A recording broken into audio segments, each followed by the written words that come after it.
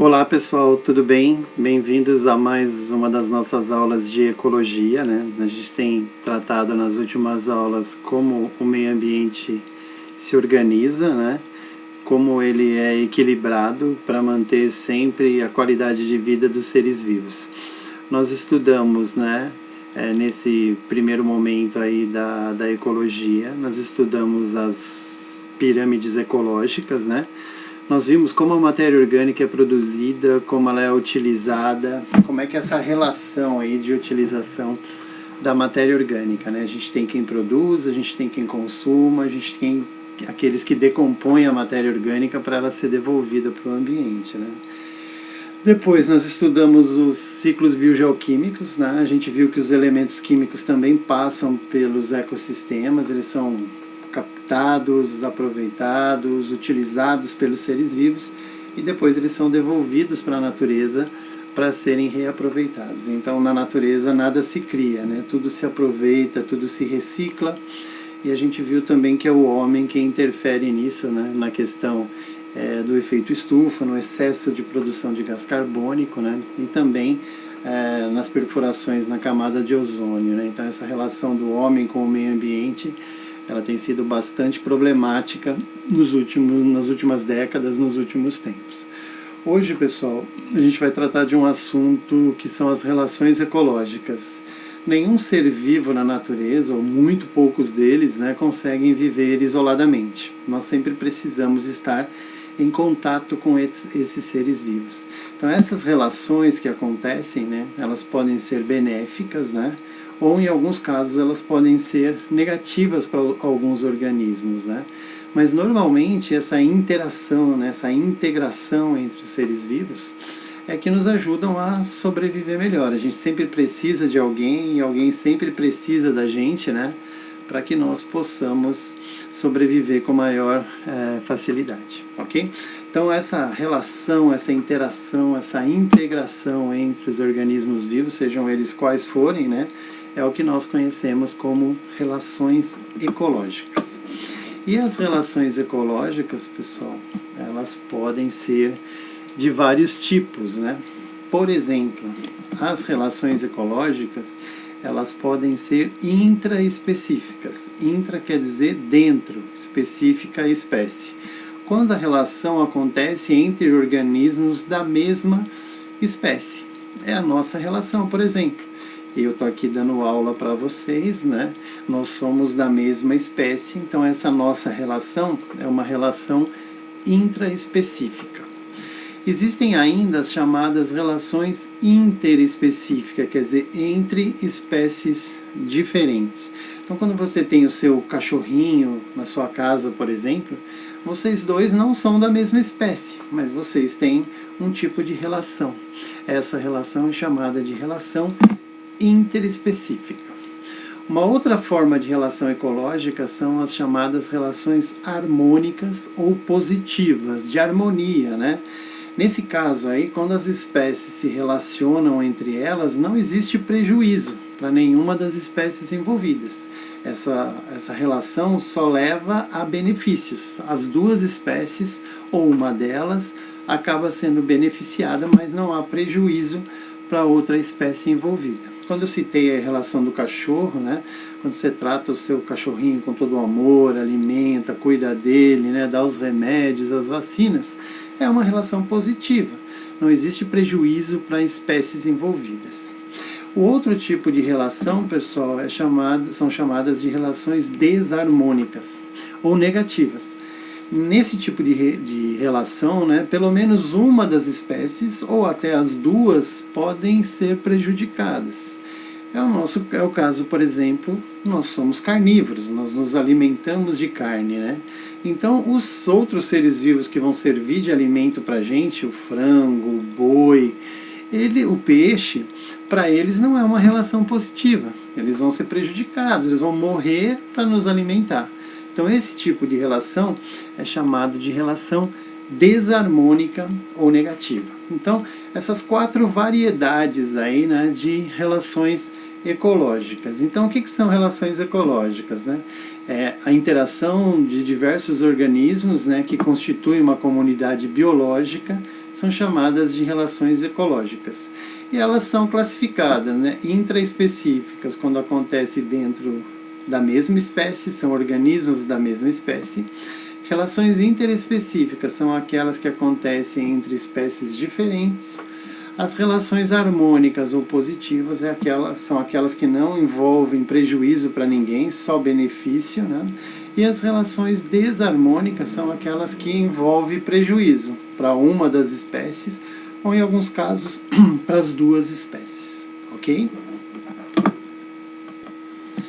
Pessoal, como tudo em biologia tem nome, né? A gente precisa classificar essas relações ecológicas. Então, essas relações ecológicas, como a gente viu, elas podem ser de dois tipos, né? Harmônicas ou positivas, quando não envolve nenhum prejuízo para as espécies. Ou desarmônicas, né? Quando pelo menos uma espécie acaba sendo prejudicada. Com relação às relações harmônicas, nós temos alguns exemplos. As colônias, que são normalmente agrupamentos de organismos bem simples, né, como algas e bactérias. As sociedades, que já é um agrupamento mais organizado, né, nós seres humanos vivemos em sociedade. O epifitismo, uma planta epífita, aquela que fica grudada nas árvores, né, mas não causa nenhum prejuízo para ela. O inquilinismo, quando um organismo vive no corpo de outro organismo, sem causar nenhum problema, simplesmente vive lá. O comensalismo, que é uma relação, né, que envolve alimentação, então o comensal ele retira algum resto de alimento do hospedeiro, mas não causa nenhum problema também. E o mutualismo, quando é uma relação de benefícios mútuos, né? Dois organismos se juntam e tiram uma coisa positiva dessa relação. Com relação às relações desarmônicas, né, aquelas que vão causar prejuízo para uma ou mais espécie, nós temos alguns exemplos, né, como o amensalismo, que a gente vai ver mais para frente, o predatismo, né, o predador vai se alimentar da presa, então para a presa não é uma relação positiva. O parasitismo, onde o parasita tira o alimento do hospedeiro, né, isso é muito comum nos vermes, né, então não é uma relação positiva. A competição, estou competindo com alguém por alguma coisa, então essa relação também é uma relação desarmônica ou negativa. E o canibalismo, né? Quando indivíduos da mesma espécie acabam se alimentando um no outro. Tá? E um outro exemplo é a competição intraespecífica, quando duas espécies acabam competindo pelo mesmo alimento ou pelo mesmo espaço, isso vai acabar trazendo algum tipo de prejuízo para eles. Então, nas relações ecológicas, como exemplos de relações positivas, nós temos sociedade, colônia, epifitismo, inquilinismo, comensalismo e mutualismo. Nas relações desarmônicas, nós temos o amensalismo, o predatismo, o parasitismo, a competição, o canibalismo e a competição intraespecífica, ok? Então, relações ecológicas são as interações, né, quando as espécies se integram. Podem ser de forma positiva, relações harmônicas, ou de forma negativa, relações desarmônicas, ok? Pessoal, a gente vai começar a falar um pouquinho na aula de hoje sobre as relações harmônicas, né, ou relações positivas.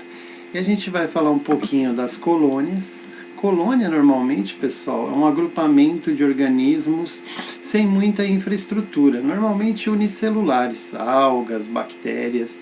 Dificilmente você vê uma bactéria vivendo sozinha, né? Porque sozinha ela tem uma dificuldade maior para sobreviver. Então, agrupando em grandes grupos, mesmo isso não sendo planejado, não sendo organizado, é uma forma dela conseguir sobreviver.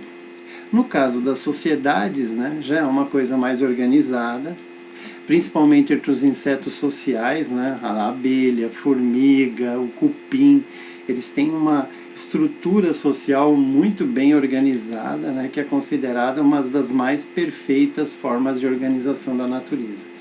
tanto nas colônias quanto nas sociedades, são relações intraespecíficas, ou seja, acontecem entre indivíduos da mesma espécie e é uma relação positiva. Essa união entre os organismos serve apenas para trazer benefício e uma melhor qualidade de vida, ok? As colônias, pessoal, como eu acabei de dizer, né, ela é uma relação harmônica, ela é uma relação positiva, ela é intraespecífica, né, ela acontece entre indivíduos da mesma espécie. Normalmente ela acontece com organismos simples, como eu falei para vocês, corais, esponjas, bactérias e outros organismos, né, que conseguem sobreviver se agrupando. Aqui a gente vê uma colônia, né, de corais, então a gente tem vários organismos vivendo junto, e isso facilita a sobrevivência deles, tem uma melhor capacidade de proteção, de reprodução, de obtenção de alimento, né? Aqui a gente tem uma caravela, né? Esses organismos também vivem agrupados, né? Para facilitar a sobrevivência deles. É uma união. Como eles são organismos simples, né? Eles se agrupam, é uma relação positiva, porque não há prejuízo nessa forma de relação, e também facilita a sobrevivência do organismo. Então é uma relação intraespecífica, ocorre entre indivíduos da mesma espécie, e é uma relação positiva que só traz benefícios para os envolvidos, ok?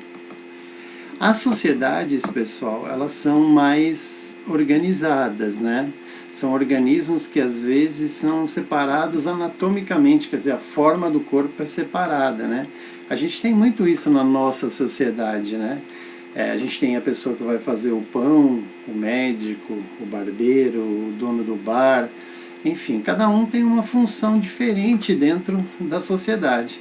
Então existe uma divisão de trabalho, né, específica, eu não consigo realizar tudo.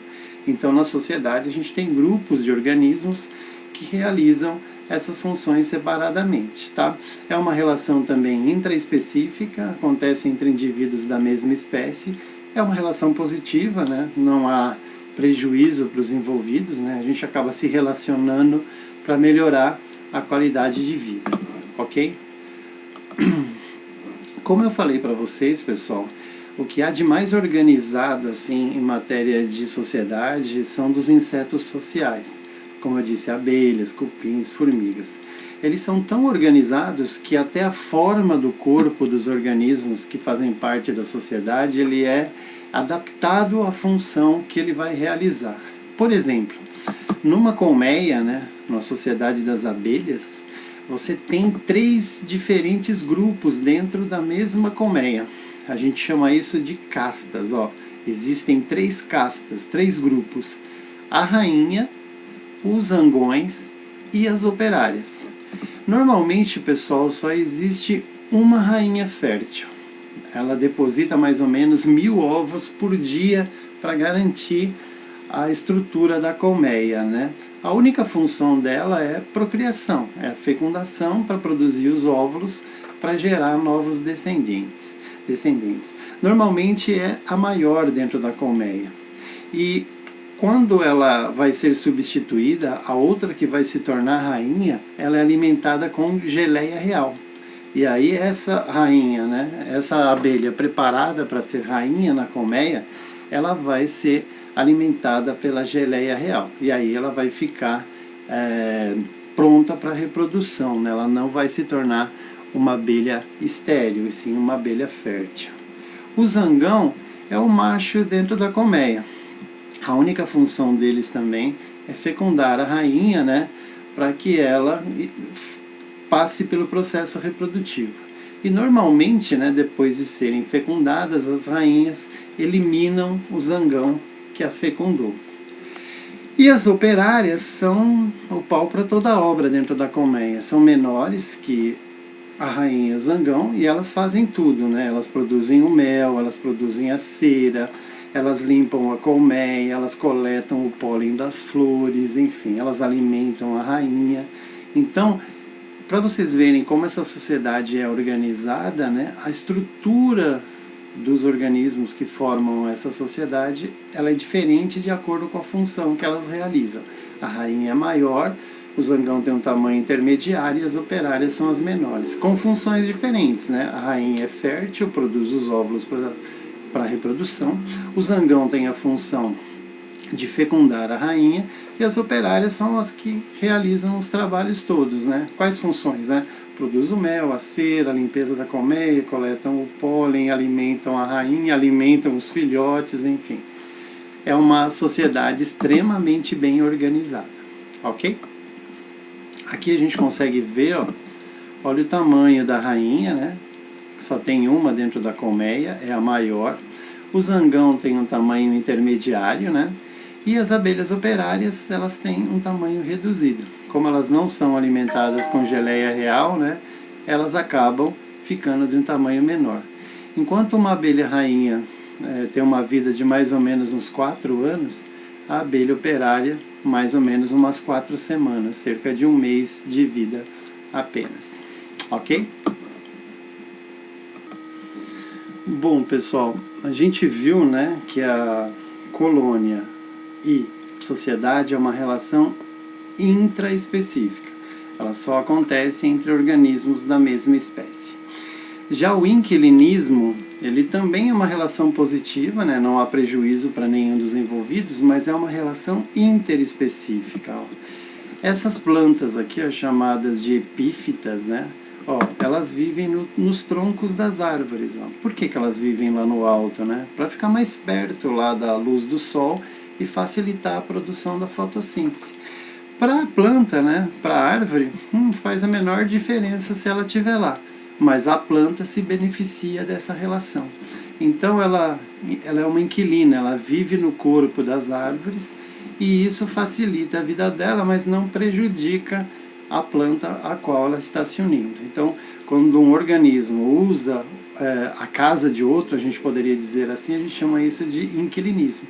Na nossa espécie também, quando a gente aluga a casa de alguém ou vai morar na casa de alguém, nós somos inquilinos, não estamos prejudicando, estamos vivendo na casa desse indivíduo. Ok? Inquilinismo ou epifitismo, pessoal, é a mesma coisa. Aqui a gente tem uma bromélia, né? As bromélias têm essa característica de viver no tronco das árvores, né? Então elas estão vivendo de inquilinas, né? Estão lá, não atrapalham a vida da árvore, mas facilitam a sua própria vida. Então é uma relação positiva, não há prejuízo, mas uma das espécies é beneficiada, para a outra tanto faz a presença da planta lá ou não, ok?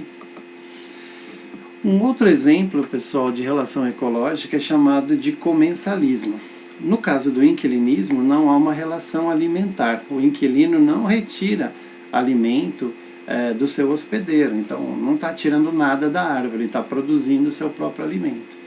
O comensalismo é diferente, ó. Ele é uma relação interespecífica também, entre indivíduos de espécies diferentes, assim como o inquilinismo, né? E nesse caso aqui também só um ser é beneficiado. A espécie beneficiada é chamada de comensal.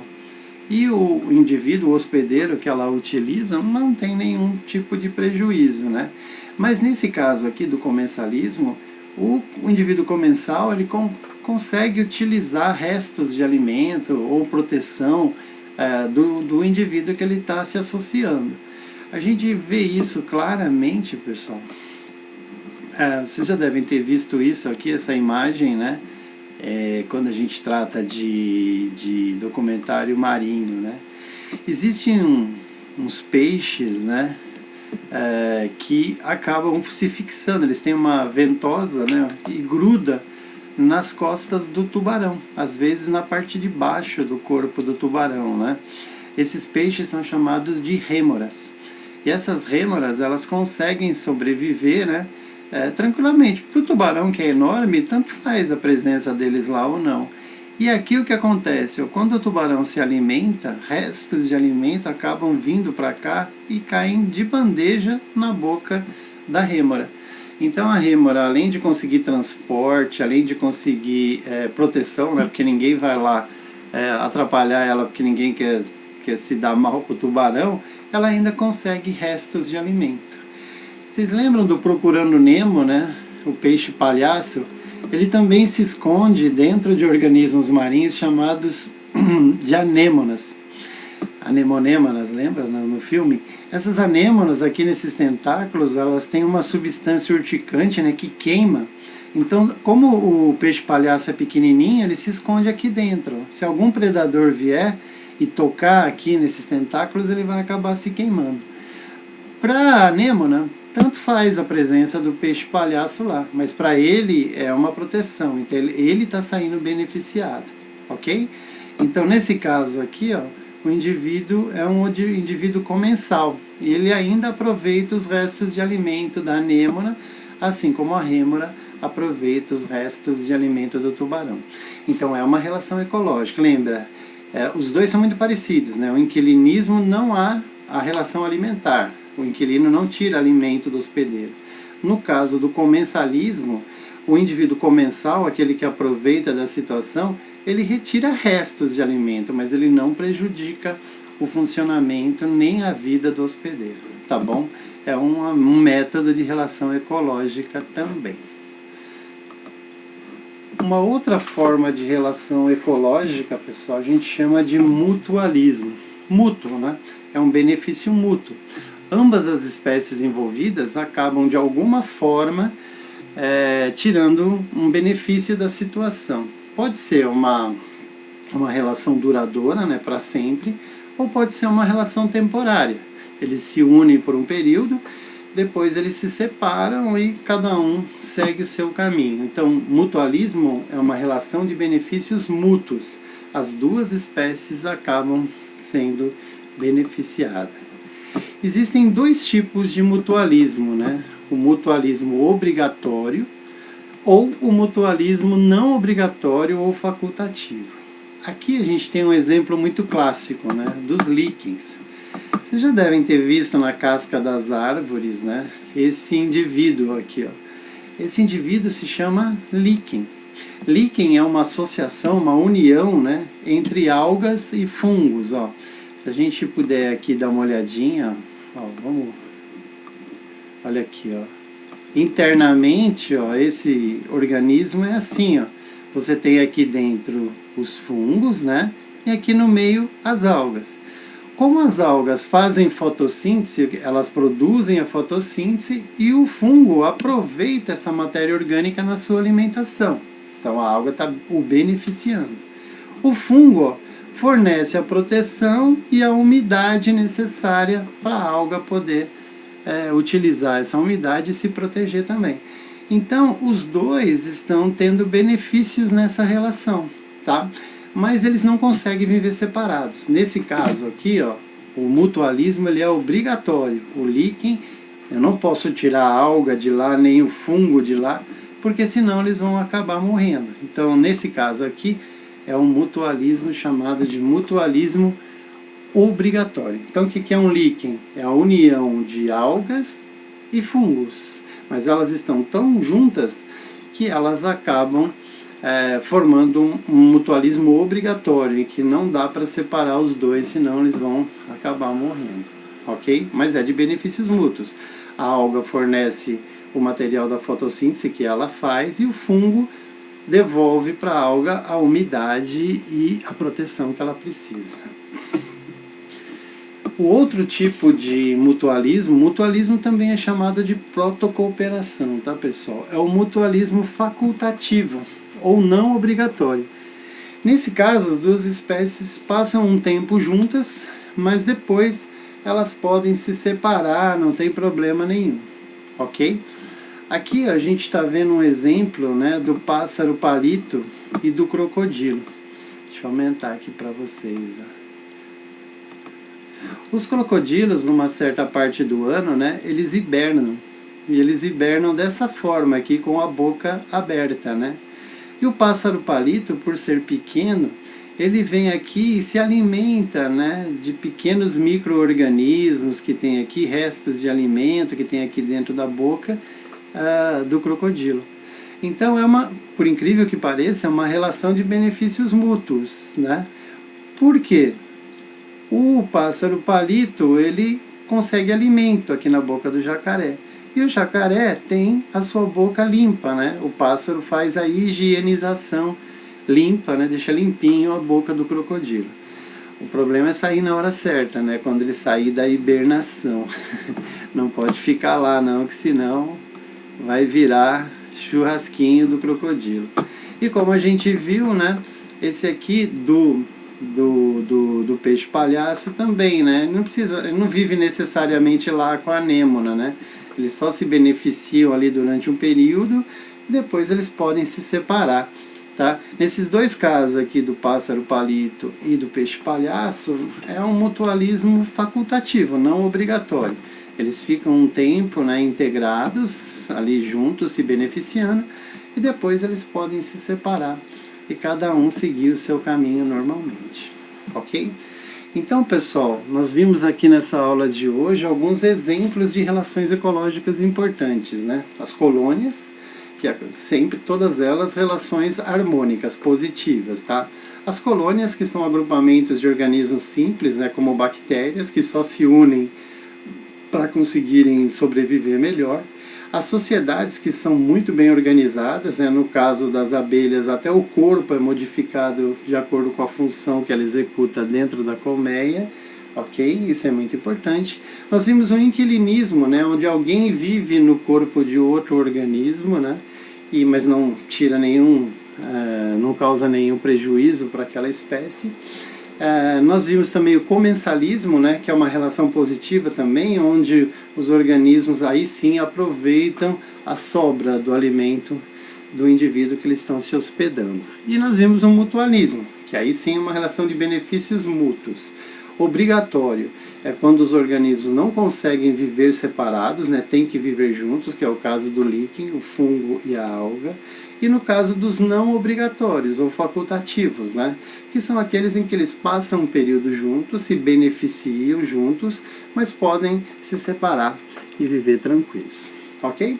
Então essa aula de hoje mostrou que na natureza existe uma relação direta entre os organismos vivos, tá? Essa relação é chamada de relação ecológica. E na próxima aula a gente vai dar uma olhadinha nas relações negativas, né, onde há prejuízo para alguém na relação, ok? Espero que vocês tenham entendido. Se tiverem dúvidas, podem me perguntar aí pelas nossas vias de contato, ok? Um grande abraço, pessoal, e muito obrigado.